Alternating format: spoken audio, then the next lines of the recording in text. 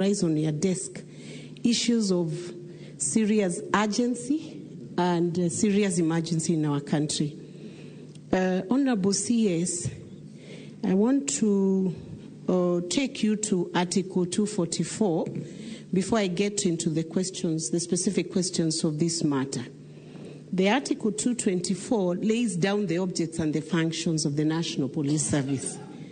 Honorable CS, I'm very concerned that, number one, under Article 244, sub-articles C and D, the National Police Service is supposed to comply with constitutional standards of human rights and fundamental freedoms of Constitution 2010, and D, to train staff to the highest possible standards of competence and integrity, and to respect human rights and fundamental freedoms and dignity. And I want to remember the police officers who served during our days in the university. Honorable CS, we used to attend the Christian Union in main campus. We would go back to Parklands at night. The people who would escort us in the night were police officers. Where are the police officers upholding the constitutional standards of human rights and fundamental freedoms?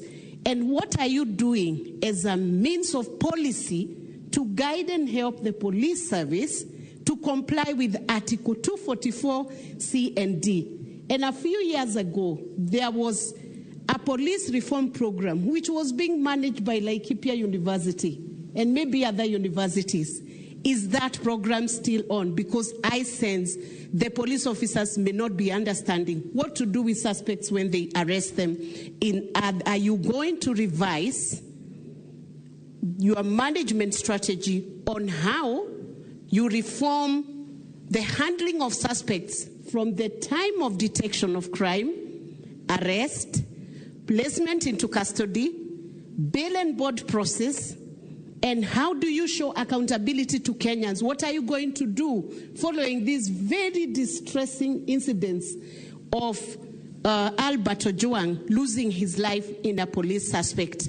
Until when that suspect is produced in court, how are Kenyans going to check? What document are they going to be checking? The next time somebody is arrested in a police station, are they going to sign something that they are not beaten?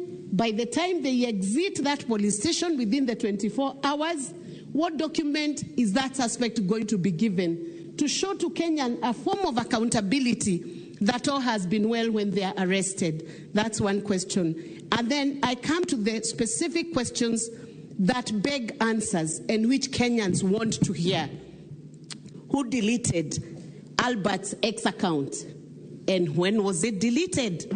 And what was the reason for that X account being deleted? IPOA, you are the agency investigating this specific aspect. Initially, the account was being investigated for posting something against the DIG.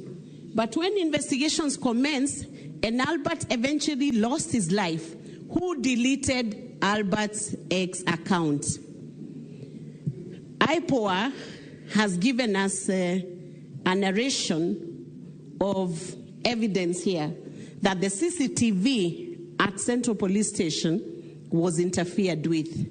My colleagues have asked who interfered with the CCTV. I ask the next question. Was there a backup of what was in the CCTV? There must have been a backup somewhere. Can that backup be recovered so that the incidents of what happened in that cell can be made known to Kenyans? And finally, how long will these investigations take? I know IPOA was given 7 days by DPP through a public announcement. Within the 7 days, I believe this is the second day. How long will it take for justice to be granted to the family of Albert? And I want to say finally, CS, I hope you, together with the team that you are with here, you will have the boldness, because you've done a good thing, to offer condolences to the family.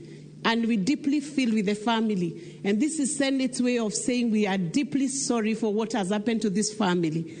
I hope with your team, the same level of hierarchy. You will sit down with Albert's family, and not too long from now, to say how deeply sorry you are for the loss of this young man, and that after sitting with this family, the National Police Service will take full responsibility for this loss, and will be able to indemnify this family.